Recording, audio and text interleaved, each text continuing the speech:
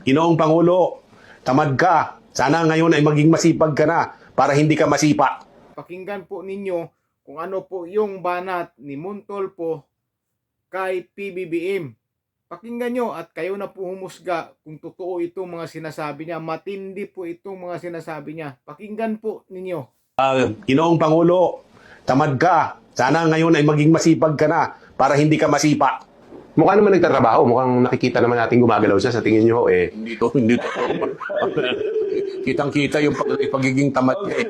Alam mo, mayroong isang sinabi sa akin si Amy, Senator Amy noon, may bagyo, malakas ang bagyo dito sa Maynila. Andoon siya sa Ilocos kumakain.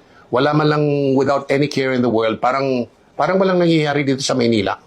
At pinunapangaraw siya nung pamangkin niya, yung anak ni Amy. Sabi, bakit kaya ganon si Uncle? Yung Maynila, talagang binabayo na ng bagyo. Pero siya dito kumakain at nagsasaya sa mga kaibigan. Kung totoo ang kwento, double trouble tayo kasi apathetic ng Pilipino, apathetic pa liderato, kalaboso. Parang ganon. Seryoso usapan din, no? Hindi pwede maging tamad kung presidente ka. Ang parang tumakbo lang yan para magiging posisyon at hindi responsibilidad. Tamad. Yun lang talagang napansin ko at napansin ng maraming tao. Parang walang ginagawa. Yun lang. At saka, kikita mo naman mas maganda pa sa kanya, mas gusto pa niya magbiyahe kaysa sa mamalagi dito at tingnan yung kapakanan ng bayan. Sana gumalaw na siya.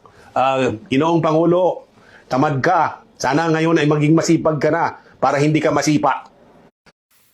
So yun mga kababayan, napakinggan po natin yung kwento ni Montolpo tungkol kay BBM. Matindi pong banat ito. Matindi po. Biruin mo, sinabi niya, kwininto daw sa kanya ni Senador Amy Bato, sa anak ni Senador Amy na habang binabayo ng bagyo ang Metro Manila, kumakain at nagsasaya ang Pangulo doon sa lugar nila. Tapos tinatawag po niya itong tamad at sinasabihan pa niyang gumalaw. Di ba? Matindi, hindi ko po alam ito si Montolpo kung kanino kakampi ito dahil ayaw rin ito kay BP Sara Duterte. Siguro sa Dilawan ito o kaya sa Pinklawan.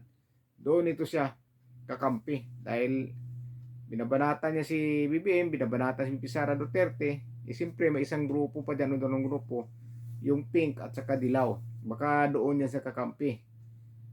Ngayon lang ito si Montolpo nagsasalita, di ba?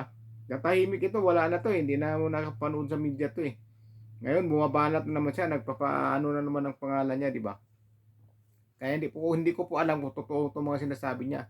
Dahil siya na mismo nagsasabi diyan na tinatawag niyang tamad ang Pangulo at nagsasaya habang binabayo ng bagyo ang Metro Manila. Kaya siguro, talagang ang ratings, bababa ng bababa yan. Kay VP Sara Duterte, napakataas pa rin. Dahil si VP Sara Duterte po talaga, yan ang paniwala ng tao na makakaayos sa bansa natin. Maging maayos ang bansa natin kapag si VP Sara Duterte ang susunod na mamumuno sa bansa. Dahil napakalakas po ni VP Sara Duterte ngayon sa taong bayan. Malakas po, malaking tiwala o napakalaki ng tiwala ng mga tao kay VP Sara Duterte. Kaya marami ngayon ang nangangarap o gusto na si VP Sara Duterte ang mamuno ng bansa. Maraming ayaw na po sa ating Pangulo. Kaya sa trust rating niya, sad-sad na sad-sad po. Puro negative po. Puro negative. Pero sinasabi ng tagapagsalita niya, nagtatrabaho daw ang Pangulo. Hindi nga daw nagpapahinga. Tuloy-tuloy ang trabaho. Ewan ko lang kung totoo yung mga sinasabi niya. Dahil ang mga tao po, karamihan ng mga tao ngayon, hindi na po naniniwala sa mga sinasabi ni Ate Claire. Pinagtatawanan lang po yan si Ate Claire kapag ka nagsasalita. Pinagtatawanan po sa social media, nakikita po natin. So kayong mga bumabanat kay VP Sara Duterte, panay-banat, pinagtatawanan din ng karamihan. Kaya minsan, nakikita mo iba, hinahide nila yung mga reaksyon nila. Hinahide para hindi makita na pinagtatawanan mismo yung post nila. Minsan, doon mismo sa nila, sa timeline niya, si Laila de Lima, nagpo-post yan sa timeline niya, pero tingnan mo yung reaksyon. Karamihan dyan, marami ang tumatawa sa post niya. Di ba? Yan ang diyan natin makikita kung gaano kalakas si Vice Presidente o Vice President Sara Duterte sa taong bayan. Malaki po talaga ang tiwala na mapaayos o maayos ang bansa kapag si VP Sara Duterte ang mumuno. Sana nga. Pero yung sinasabi ni Montulfo, kung ganun ang Pangulo na tamad, walang mangyayari po sa atin. Wala po talaga mangyayari sa atin. Kung ganun.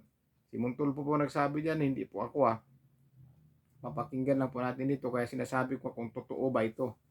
Kung totoo yan, wala talaga mangyayari sa atin. Walang mangyayari sa bansa natin kung ganun ang mamumuno sa atin. Parang wala nang pakialam. Parang walang pakialam ba.